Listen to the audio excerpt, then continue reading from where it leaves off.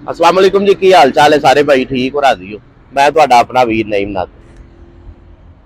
अच्छे लोग अज भी दुनिया दे है ने, अज भी वो लोग है ने जिन्हां दा ईमान ताज़ा है, जिन्हां दे अंदर ईमान दी रती है वे।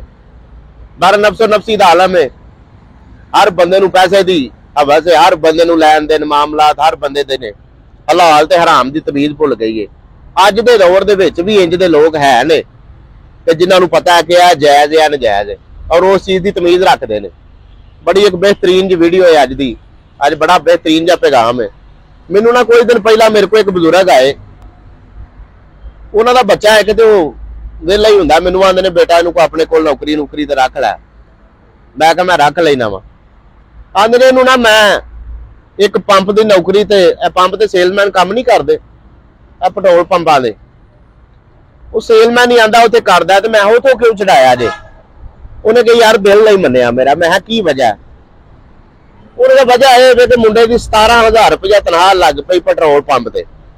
ये हफ्ता को गया उत्थे ते मुंडे ने डेली पैसे लियाने करने, आप भी सारी दिहाड़ी खर्चा खुर्चा भी को खुला होना ते अपनी मां नूं भी कोई 1000 1500 2000 डेली का देंदा सी। मैं उसदी मां नूं एक दिन पूछा भी तेरे को पैसे जिहड़े आए ने काहदे ने, कित्थों आए ने?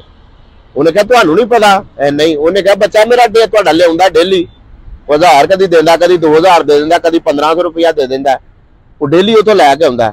उन्हें अपने बच्चे नूं तलब कर लिया। उन्हें कहा उरा है ना? उन्हें कहा हाँ जी अबू जी। उन्हें कहा उतले जो पैसे तेरे को डेली आउंदे ने, तेरी तो तनख्वाह महीने बाद तेनों मिलनी है, ये पैसे कित्थों आउंदे ने? समझदार बंदे हो, चलो मैनू दस्सण दी किहड़ी लोड़ है। बल्कि कमेंटां च दस्सिया जे भी कि पंप पेट्रोल पंप ते जिहड़े बंदे काम करदे हुंदे ने उन्हां दा तरीका वारदात की है। उन्हें कहा डेली जो 2000 1500 रुपया लिया है काहदा लिया? उन्हें कहा बूझो तो सारे का हिस्सा होंगे, मैनू भी मिल जाता। पर आखिर सुबह काम तो नहीं तू जाना, मैनू इवें दी कमाई नहीं चाहिए जिहदे तेनू इस चीज़ की तमीज़ भुल जाए तो हलाल ते हराम की है। वो तू अज इंज नौसरबाजियां पे करना है, इस तरीके नाल वारदात पे करना है, कल नूं रब को तू पेश नहीं होना। कल नूं मैं की जवाब देंगा कि मैनू सारे मामला का पता सी, मैं अपने बच्चे नूं नहीं रोकिया।